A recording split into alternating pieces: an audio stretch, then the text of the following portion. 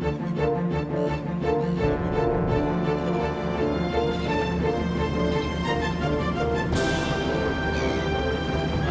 we're all set to go. Deep rover, topside. In the vastness of Earth's oceans lives a creature no man has seen alive and still live to tell the tale. An astounding 60 feet long, it has eyes the size of a human head. With almost 2,000 suckers, it rips its prey to pieces and sucks it through its brain.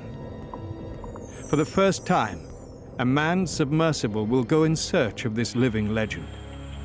Architeuthis, the giant squid.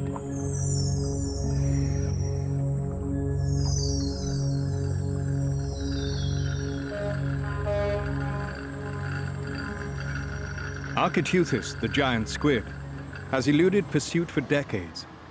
This time, a one-man submersible weighing 3.5 tons will plummet to the depths of the ocean to hunt for the giant squid on its own terms, in its own domain.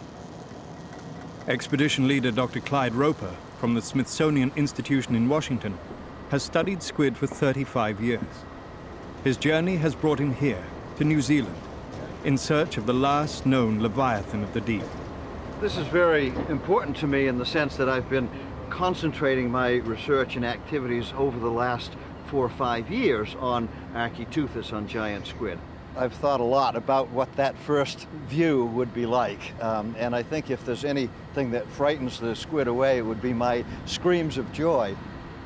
Clyde's wife Ingrid knows how much this trip means. I think it's going to be the fulfillment of a dream that he has had, especially in the last 8 to 10 years, when he saw that this was a possibility, that he could really pull this off. It's going to be the pinnacle of his career. It was difficult, but he managed to do it, and I'm very proud of him. Clyde has looked for the giant squid before, but this is the first time he's using such high-tech equipment.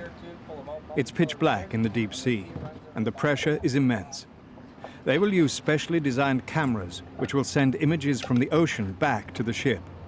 With these and the new sub, Clyde believes they stand a good chance. Well, I think this sub right here is the tool that we have lacked in the past. This will enable us to get right into the exact habitat where the giant squid lives. So with this submersible technology and the other kinds of technology that we have, I think we have just a marvelous chance to see it. The one regular communication. The sub will be manned by 2 pilots. Scott Gardner is a pro. He's had years of experience. He runs through the basics with wildlife cameraman and marine scientist Mike DeGruy. During the next 4 weeks, they'll take turns operating the one-man sub. Their aim? To dive 2,000 feet down to where the squid might live. Oh, let's not talk about that. No, you have a halon system right there. But the crew are behind schedule. They need to get the equipment in perfect working order. But Clyde's mind is on other things. Once you begin to work on squids, you know that the big one is out there. I think the last great monster, the last large monster in the sea, certainly is the giant squid. No doubt in my mind.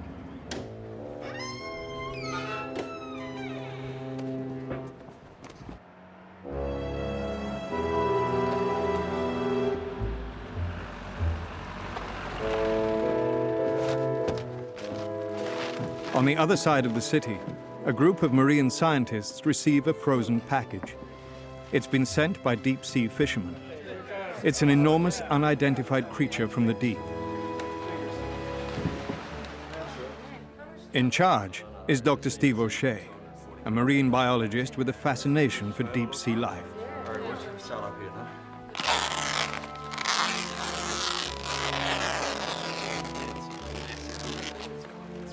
As he unwraps the parcel, a huge creature is revealed. How big did you say this was, Steve? A 500-pound female giant squid.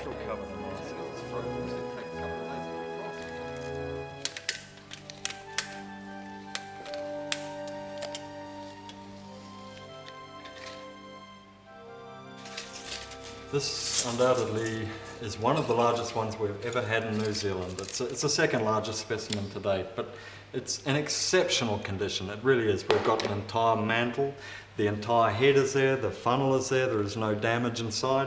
We've got both eyes, and to get eyes on any specimen is really quite exciting. They just very seldom come through.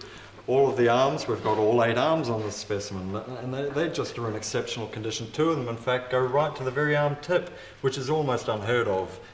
We've got the beak intact, and it just got even better when we had both tentacles. To get the tentacles is truly phenomenal. So it's the second largest specimen that we've had, but undoubtedly it is in the best condition of any specimen that I personally have ever seen in New Zealand waters. Squid are cephalopods, a very advanced group of animals which include over 260 species of octopus, 125 sorts of cuttlefish, and 8 kinds of chambered nautiluses. They have large heads and grasping tentacles. Cephalopods are voracious carnivores and have the biggest brains of any invertebrate. With over 500 different species, squid are by far the most varied of the cephalopod group. They live in all of Earth's oceans, from the sea's surface down to the ocean's dark and icy depths, home of this bizarre vampire squid.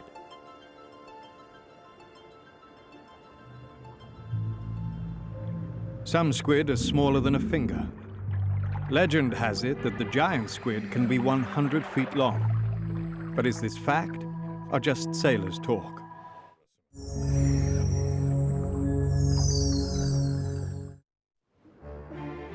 Floating on the surface or washed up on the beach, dead giant squid have been found all over the world. For hundreds of years, they've been recorded around North America. As early as 1545, they were sighted in Europe.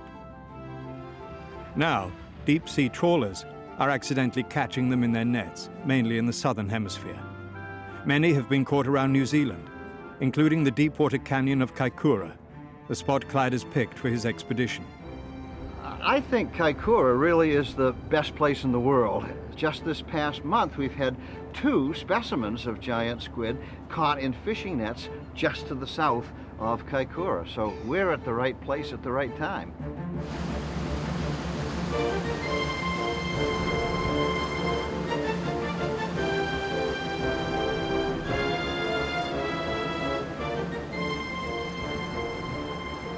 Kaikoura, on the east coast of New Zealand.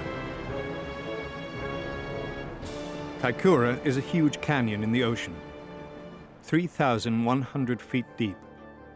Fast-flowing currents sweep nutrients into the basin, and vast shoals of hoki fish feed here. Clyde hopes that if the sub dives down to where the hoki live, between 1,000 and 2,000 feet, they may get a glimpse of the monster as it feeds on these fish. After months of preparation, the team is ready. Mike DeGruy gets to go first. I think let's do this first. Is that okay with everybody? Does that sound like, because it'll give us a...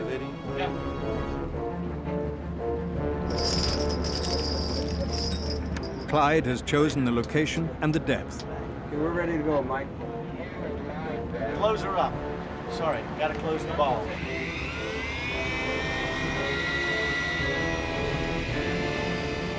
Mike is sealed into his deep-sea capsule. Are we all ready down there? As the skipper gives the okay, the sub is lowered carefully into the calm waters. It's the first dive, hopefully one of many. Whatever Mike sees, the crew sees too. The images will be sent up this fiber optic cable to the surface. Just 5 inches of perspex protect Mike from the crushing pressures of the deep.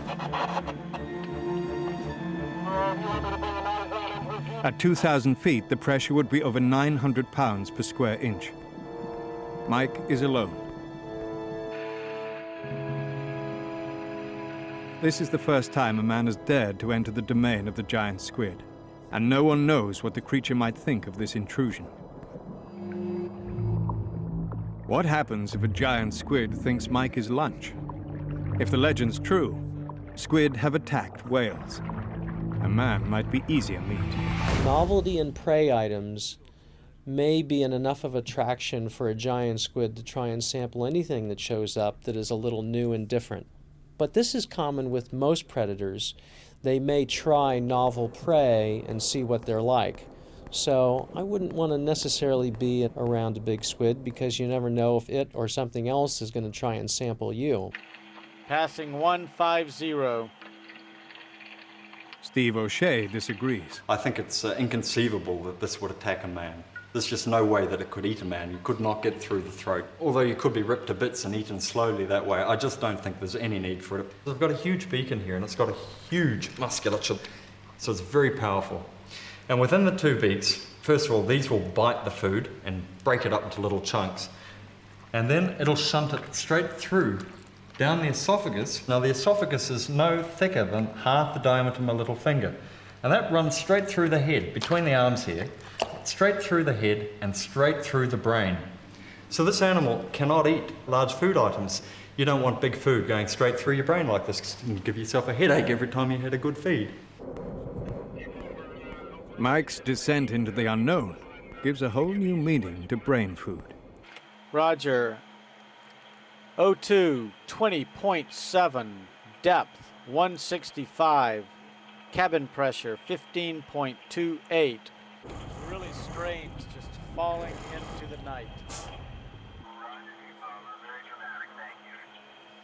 While Mike falls gently toward the bottom, the scientists record the creatures they see through Mike's electronic eyes. 1,000 feet down. Giant squid have been caught in nets at this depth before, so they could see one here. Oh, look at that. Look at that. Gee, that's a biggie, isn't it?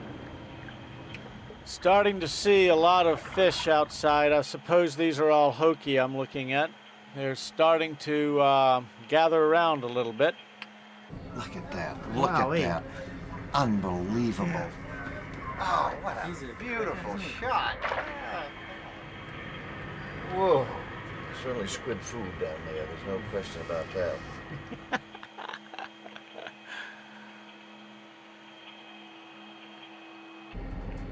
Man, it's still going down through them. Yeah.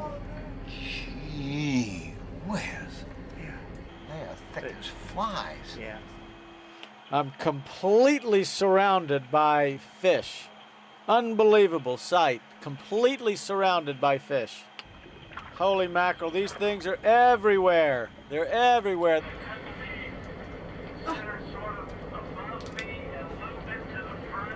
It's kind of inspiring thinking that these guys are feeding. Well, what's behind them feeding on them? Seems to me we're in a pretty good place. That guy's swimming upside down. Yeah. Doesn't seem to matter. They swim at all orientation. Oh, he got one. Did you see that? He saw it too. Mike still hasn't gone beyond 1,000 feet, but everyone is waiting with bated breath to see what the sub might uncover. Suddenly the crew gets some bad news. Deep rover, topside. Deep rover? We've got weather coming in. Evan says hot and heavy. Over. Oh, jeez.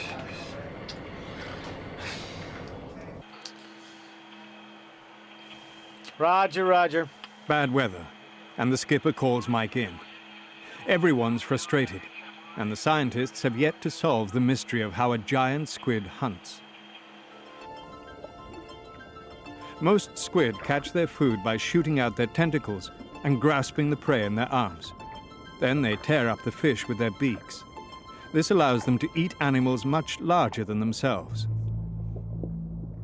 Does the giant squid catch its food in the same way? Scientists can only speculate. No one knows. Yet.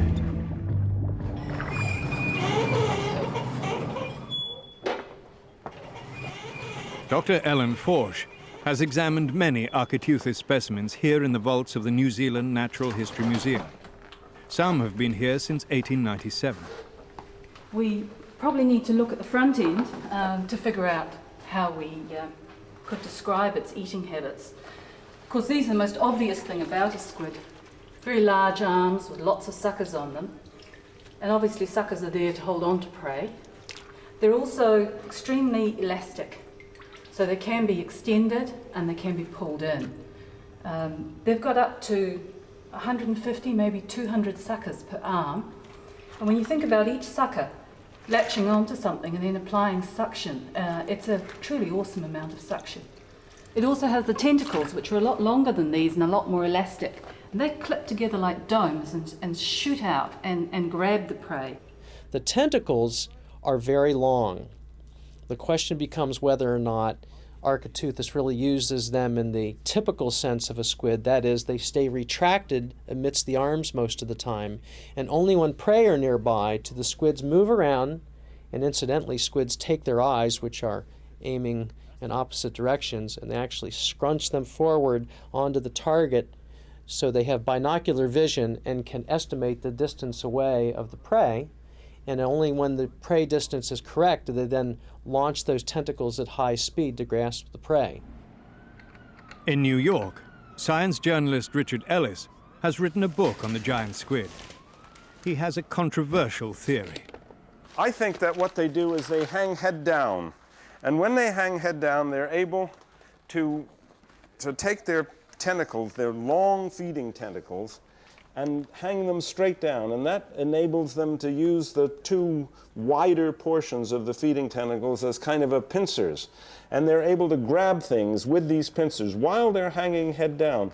This, to me, makes much more sense than the idea that this animal is going to be zooming around like this, grabbing things and wrestling with them. It's not very strong. Shooting your arms out may catch you one fish, but it's going to drive the rest of the school away. If you're careful about it, if you're delicate about it, and you grab them one at a time, the rest of the school probably doesn't even know you're there because you're 30 feet away from it, because you're not on top of it. You're way off in the distance. Fishes are not the smartest animals on Earth, so they're probably not paying much attention to something up in the air. Ellen Forsch disagrees. She gets up close to examine the squid suckers.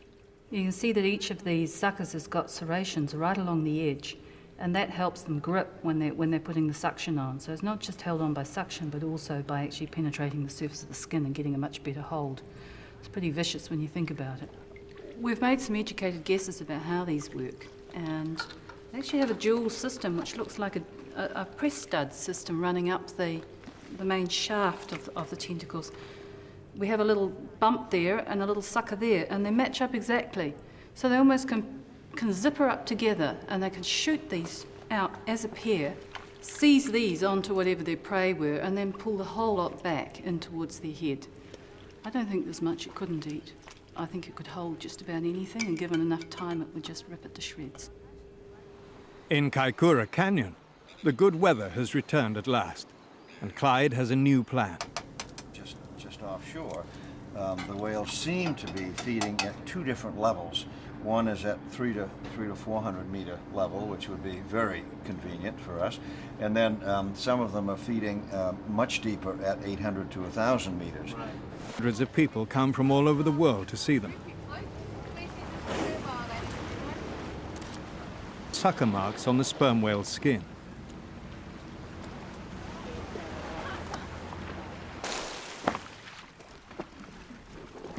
To help find out, whale expert Dr. Bernard Brennan from Cornell University has joined the expedition. He listens in to the whales using underwater microphones, which will help pinpoint the whale's location. Bernard will then be able to tell Clyde how far down the sub should go. Scott Gardner's piloting this dive. He's heading right for the whales. Marine biologist Dr. Alan Clark joins the team. Passing 500 feet. Soon they see their first squid, but it's tiny compared to its giant cousin. And we have some squidage. We have squidage. That's a squid. That is definitely a squid. And he's in the stereotypic resting position, arms up like that. Here are the fins fluttering along. And it's one of the over there. Isn't that gorgeous? Isn't that gorgeous? Look at that squid. Oh! Show us all What an parts. Close with the acrobat. eyes. Oh, gee. Suddenly in the distance, Scott hears a sound. It's coming from the sperm whales. I don't know if the audio's picking up. These clickings. I'm getting some clicks here, and They seem to be 5 in a row. in succession with a gap in between, and then repeating. They sound close enough that they've got me looking over my shoulder. Yes, Whale Watch. Hi, this is Bernard. I was wondering if you'd give us an update on where the whales are now. Over. Whale Watch has seen whales near the shore. The crew hopes Scott will see one any moment. Deep rover, topside. We have a sperm whale diving in your vicinity, maximum depth of 150 meters. Over. Fantastic. Roger that, topside. The clicks have stopped for the moment, but I will continue to monitor. Deep rover, this is topside, Bernard. Good day, Bernard. How are you? We do You can hear these 4-second clicks just before the whale comes to the surface. So I reckon there are definitely whales close to you in the area. Probably not feeding, though, on their way to the surface. Over. That's a roger. Thank you, Bernard. Stick with him, Scotty. But it is really amazing when you hear them from far off and they're getting closer. It is so cool. I expect to see one of these guys any second. We're in whale territory. Although they're in whale territory, Scott still hasn't seen a single whale. But as the sub sinks deeper, he gets some exciting news. Passing 1776. Good news, Scotty. You are now the official holder of the New Zealand deep diving record. Fantastic. There's no sign of the whales or the giant squid. But there's still time, and Scott's happy to stay down at the new depth for the rest of the day. The skipper keeps an eye out topside, especially on the weather, which is holding out for the moment. Sperm whales eat many different species of squid. It's their staple diet. We know they sometimes eat giant squid because their beaks have been found inside whales. But who normally wins the battle between these two giants? Richard Ellis has a view on the subject. Some people have it look as if the giant squid and the sperm whale are engaged in this enormous battle. Now, this is a drawing by Glenn Lose, and Glenn Lose is a marvelous illustrator. It's very helpful if you're going to draw something like this to have it take place at the surface. But the fact is that no one has ever seen this, and it's likely that nothing like this ever happens. And it's very, very likely, from the analysis of sperm whale stomachs, that they hardly ever eat giant squid. But when they do, it's kind of like shark attacks. Sharks don't attack people very often, but when they do, it's big news. Giant squid are not attacked that often by sperm whales, but when it does happen, it's big news.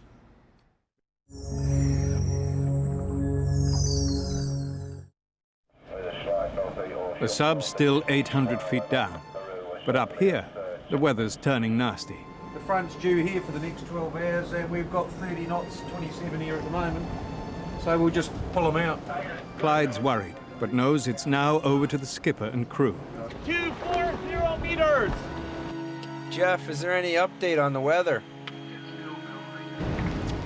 There's enough life support for Scott to stay down in the sub for 150 hours. Hanging around at 100, what's up? But once on the surface, it's much more dangerous. They want to get Scott out, but in these conditions, it's going to be difficult.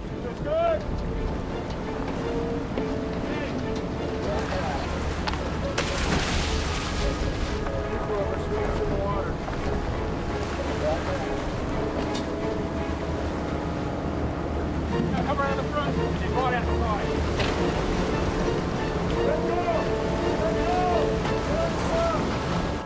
Brendan's taking a good kick in here. He's not the only one. The sub's taking a battering too. Back up again on your port side.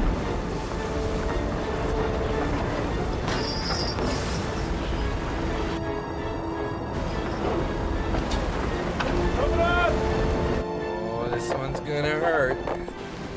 Finally, the crew manages to get the sub out of the water. Now they have to lower it onto the deck without damaging any of the equipment. Not easy with the gale approaching force 8. Oh man, easy, easy, easy.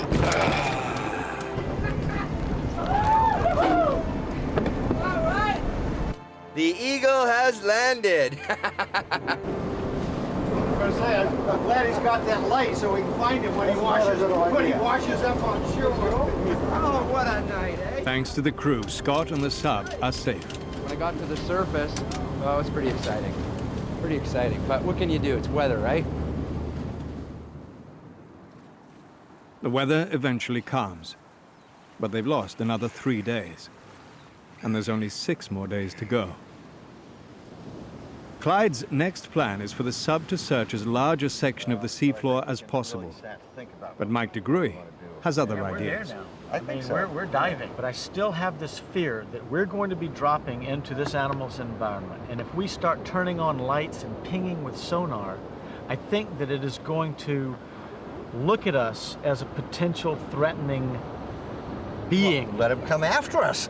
Well, just you know, keep your finger on the trigger and keep filming. Them. That's what worries me. It's going to repel them. Months ago, when this whole thing first started getting organized, one thing that I asked to do, I really wanted to do, and actually, to be honest, it had a lot to do with my decision to come out, was to be allowed one dive at least, just to go down on my own, sit on the bottom, turn off everything. No lights, no sonar, nothing that I think could chase away a squid. Today's the day to do that. That's what we're going to do today, and I'm very, very excited about it. To prepare for Mike's dive, the crew install a new camera, which they hope will capture the giant squid on film. Today is Mike's last chance. He's got to go home at the end of the day. I just had hoped by now to have done more dives, and for a variety of reasons that hasn't happened. However, it's not over till it's over. I've got another 6 hours on the bottom, then I get on an airplane. I can't believe I'm going to be down at the bottom of the ocean today and in an airplane this afternoon flying home. But that's the way it is. All right, we got it. All right. Hey, here we go. Good luck. Mike's heading for the bottom of the ocean. When he gets there, he'll turn out the lights and wait for the giant squid in the dark. Squid and other cephalopods have large eyes in relation to their body size. The ones that live near the light-filled surface of the sea need good eyesight. They communicate with each other using colored patterns that pulse across their skin. Scientists have extensively studied the visual system in many cephalopods. But since no one has seen a giant squid in the wild, their vision remains a mystery to us. Giant squid have giant eyes, as big as a dinner plate. But how would a creature that lives in near darkness react to light? Is Mike right? Should he turn off the sub's lights? Certainly a very bright light coming down is totally unnatural, something they almost certainly have never seen before. So the question of whether or not it impairs their vision or changes their behavior is going to be an outstanding question. We don't know. We know that some animals don't seem affected at all. It doesn't follow that because you have the equivalent of an underwater Land Rover, that the animal you're hunting is going to either come to you or stand around and wait for you to come to it. What you want to do is you want to be as invisible as possible, and squid are sensitive to sounds and lights and noises underwater, so making noise and being in a big noisy thing is probably not the best way to get close to a squid. Topside deeper over, I have seriously slowed down. I'm not descending very much anymore. I'm hanging around 13 35. There's a problem. Strong currents are dragging Mike off course. The sub is struggling to stay in one place. 173 degrees, 37.5 east. We would advise all vessels to give us at least 1 nautical mile clearance.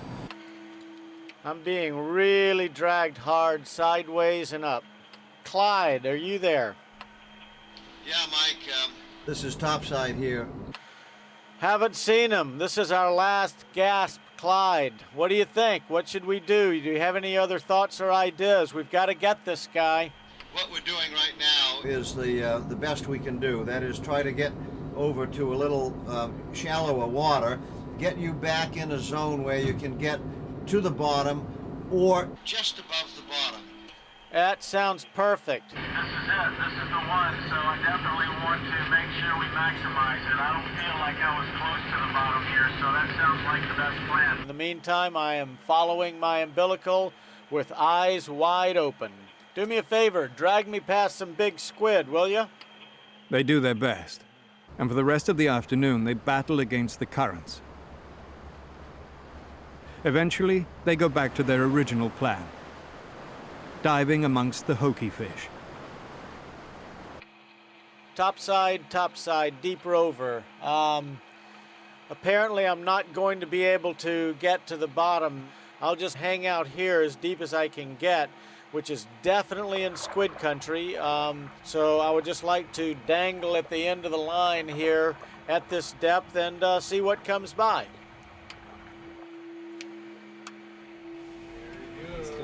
Right. Wow. That is not the place to be if you're scared of the dag. No.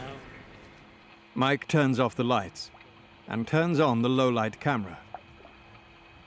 He's at 1,500 feet. It's well known that the eye of Architeuthis is seemingly the largest eye on Earth. We don't know of an eye larger than a very large squid. So they have a large eye. That doesn't mean anything per se because it's a big animal.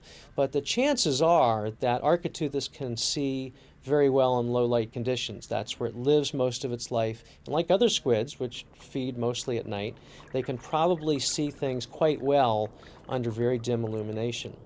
This dim illumination comes from creatures that live in the deep sea and produce their own light. It's called bioluminescence.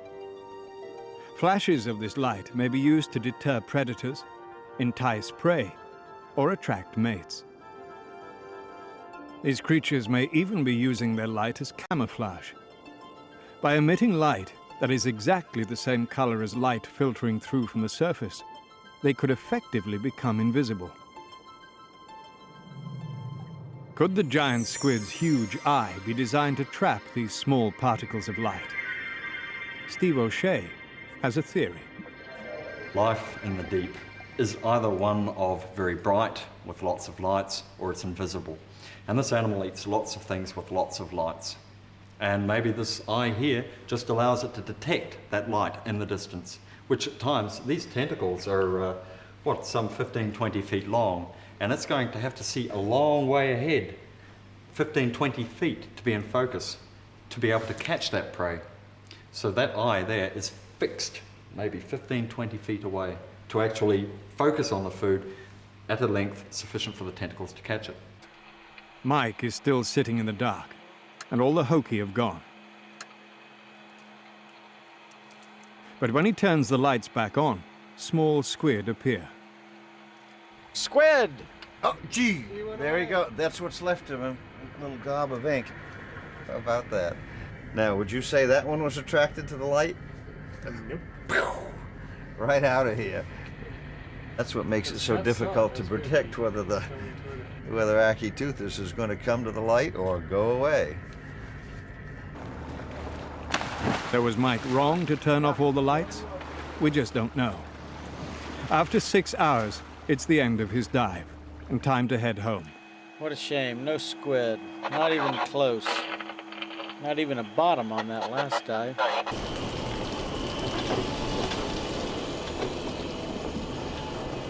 Mike is disappointed, and the rest of the team are anxious. Well, that's a shame. Time's running out, And so far, no one has even seen the whisper of a tentacle. Good boy. Thank you, Mahu.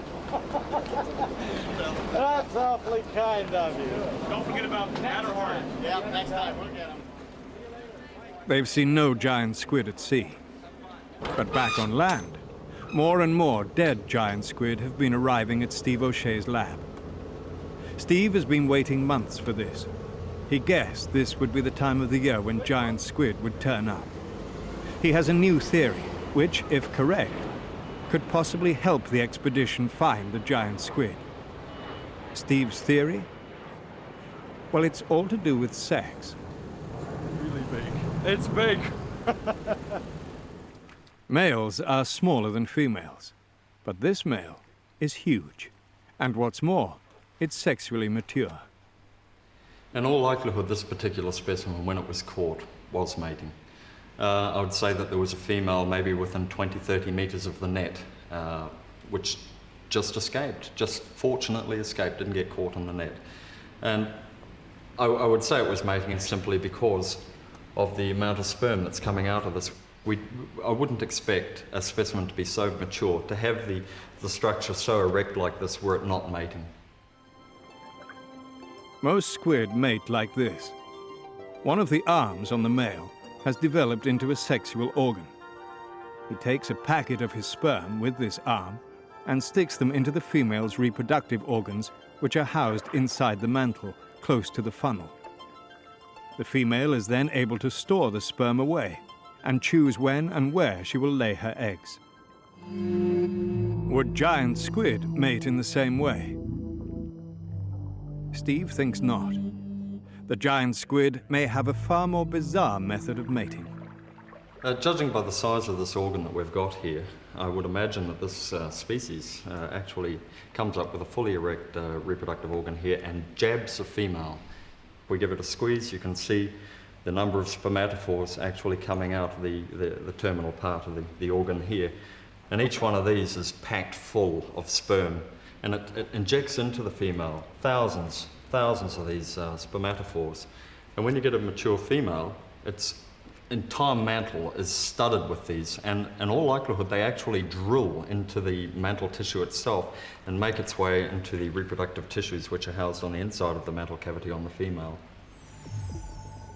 Steve thinks the giant squid mate at a certain time and in a certain place. He believes they normally live far out at sea and only swim into the shallow coastal area around New Zealand when they're searching for a mate. According to Steve, they could be heading for Kaikoura right now. Chances of two adult specimens, a mature male and a mature female, meeting each other out in the middle of the ocean are very remote. And I suppose if they migrate into a productive area, chances are far greater that two specimens will bump into each other in the dark than they would be out there in the oceanic waters. If he's right, and this is the mating season, then the expedition might still see a live giant squid. Your chances of getting one of these in Kaikoura, given they are now migrating into New Zealand waters, are very high, very high. And in fact, you may well find 3 or 4 of them all aggregating around some spawning area. The ship has to return to port soon, but the team are hopeful. Armed with the knowledge that the giant squid could be highly sexed and heading here, the team prepare for their last few dives. Now it's all down to Scott. Clyde has been waiting years for this. Passing 100 feet. Will they finally get to see a giant squid? Scott decides to dive through the night. Wow, this is really cool.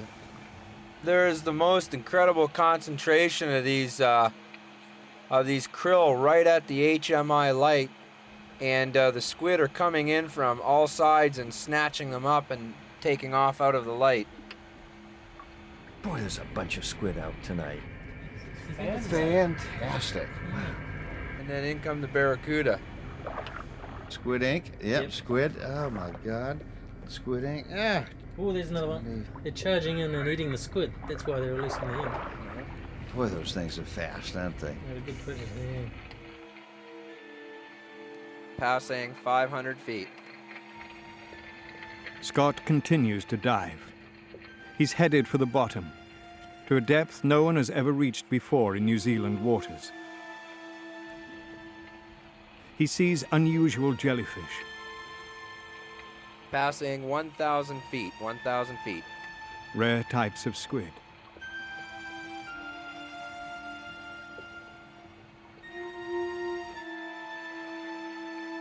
.200 feet, and I've seen my first hokey at 2,000 feet. At 2,000 feet, Scott finally reaches the bottom. Topside, deep rover, on bottom at 2,135. Oh, there we go. Clyde believes the giant squid lives on or near the bottom.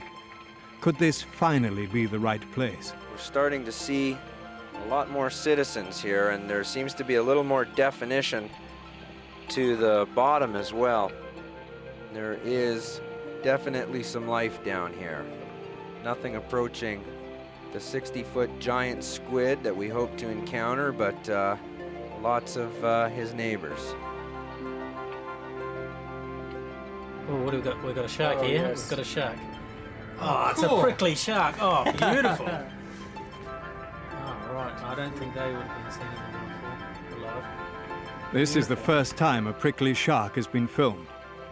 The giant squid itself has yet to be captured on camera, but the team are still hopeful. Now Scott investigates a deep-sea canyon that Clyde has recommended.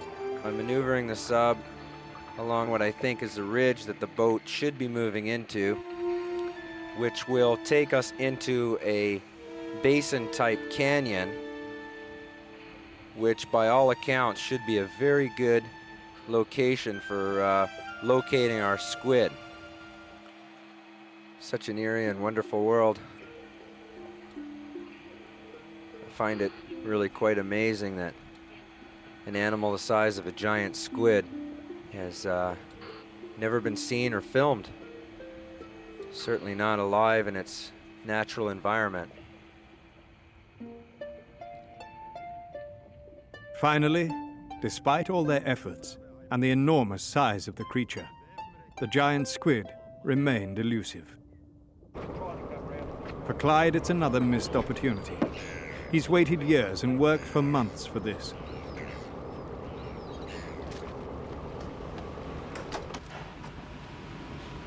Ironically, back in Wellington, Steve O'Shea is being inundated with dead giant squid accidentally caught in fishing nets. This is just, it's absolutely spectacular. I've got 10 specimens in here. I've got another 12 off-site. That's 22 for the year that we've had already. And that's more than the rest of the world combined. There wouldn't be 22 specimens in the world.